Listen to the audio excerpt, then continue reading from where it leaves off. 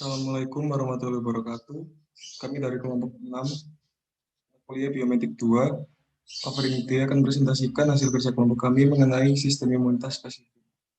Berikut nama anggota kelompok kami. Yang pertama, Ayu Selviana Putri dengan NIM 2006-1263-5360. Yang kedua, saya sendiri Bimardi Alfarizi dengan NIM 2006-1263-5262. Yang ketiga, Octavia Sri Wahyuni dengan NIM 2006-1263-5280. Dan yang terakhir, Purandika Syamaizar Lahij dengan NIM 2006-1263-5361. Pengertian sistem imunitas spesifik. Sistem imunitas spesifik adalah suatu sistem yang dapat mengenali suatu substansi asing yang masuk ke dalam tubuh dan dapat memacu perkembangan respon imun yang spesifik terhadap substansi tersebut. Sistem imunitas spesifik disebut juga dengan sistem imun yang didapat atau adaptive immunity. Fungsi utama sel imunitas spesifik adalah untuk pertahanan terhadap bakteri yang hidup intraseluler, virus, jamur, parasit, dan keganasan. Klasifikasi sistem imun spesifik. 1. Sistem imunitas spesifik humoral. Diperankan oleh limfosit B atau sel B yang menghasilkan antibodi. Bila sel B dirangsang oleh benda asing, maka sel tersebut akan berproliferasi dan berkembang menjadi sel plasma yang dapat membentuk zat anti atau antibodi. Antibodi sebagian besar didapat di dalam cairan darah dan sebagian kecil terdapat dalam berbagai cairan tubuh lain seperti mukus, air mata, dan air susu.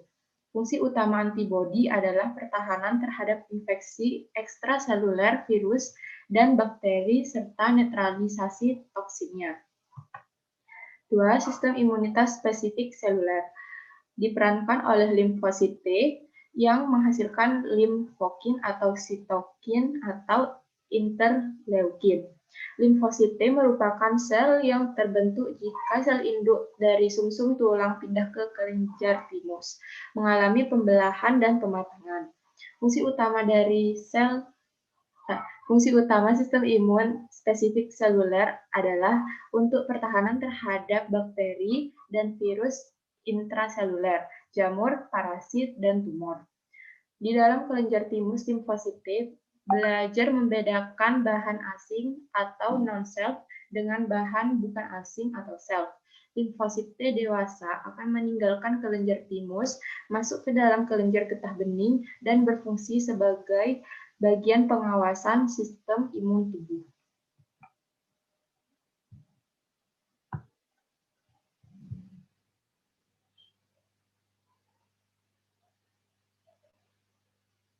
Cara mendapatkan sistem imunitas spesifik.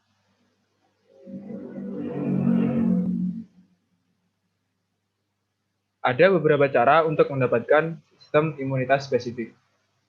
Yang pertama adalah alamiah dan yang kedua buatan. Yang alamiah termasuk aktif dan pasif. Aktif yaitu antigen masuk ke dalam tubuh secara alamiah dan tubuh memproduksi antibodi. Selanjutnya pasif. Antibodi dari ibu masuk ke dalam janin melalui plasenta atau ASI kepada bayi. Yang kedua buatan. Termasuk aktif dan pasif. Aktif antigen masuk ke dalam tubuh melalui vaksinasi dan tubuh memproduksi antibodi. Selanjutnya pasif. Antibodi yang terdapat dalam serum disuntikkan ke dalam tubuh seseorang yang membutuhkan antibodi. Selanjutnya antibodi. Antibodi merupakan biomolekul yang tersusun atas protein dan dibentuk sebagai respon terhadap keberadaan benda-benda asing atau mikroorganisme molekul-molekul asing yang tidak dikehendaki dalam tubuh kita. Benda-benda asing itu disebut antigen. Antibodi digunakan untuk menetralkan atau menghancurkan antigen yang masuk ke dalam tubuh.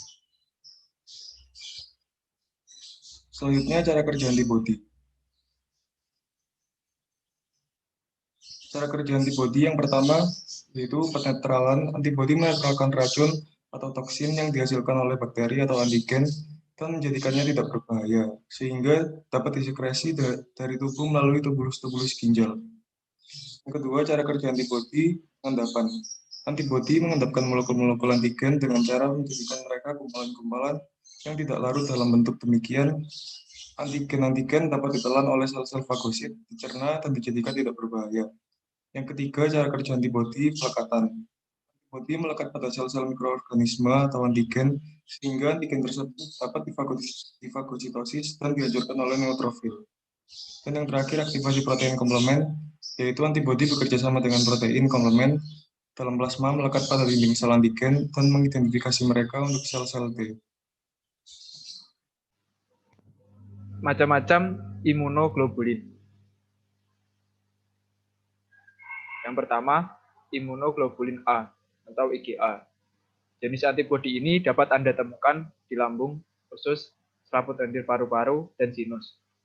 Tidak hanya itu, IgA juga bisa ditemukan dalam cairan yang diproduksi oleh tubuh. Contohnya ASI, darah, air mata, dan air liur. Yang kedua, imunoglobulin G atau IgG. IgG adalah jenis antibodi yang umum ditemukan dalam cairan tubuh dan darah. Imunoglobulin G melindungi tubuh dari infeksi dengan mengingat virus dan bakteri yang pernah ditemui sebelumnya. Saat virus atau bakteri yang sama hendak menginfeksi tubuh, antibodi ini akan langsung sigap menyerang untuk melindungi Anda. Yang ketiga, imunoglobulin M atau IgM. Imunoglobulin jenis ini diproduksi saat tubuh Anda terkena infeksi bakteri dan virus baru untuk pertama kali. IgM adalah lini pertahanan pertama tubuh dalam menghadapi infeksi. Pada saat tubuh merasakan adanya serangan bakteri dan virus, tingkat IgM dalam tubuh akan meningkat dalam waktu singkat. Tingkat imunoglobulin M akan perlahan menurun ketika IgG datang memberikan bantuan dan perlindungan jangka panjang. Dan yang terakhir, imunoglobulin E atau IgE. Jenis antibodi ini diproduksi ketika tubuh mengeluarkan reaksi berlebihan terhadap zat yang tidak berbahaya seperti serbuk sari atau bulu hewan atau alergi. IgE dapat ditemukan di dalam darah dengan jumlah yang sangat sedikit.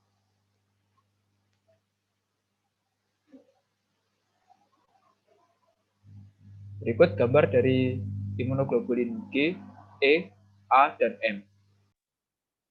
Selanjutnya, kelainan dalam sistem imunitas.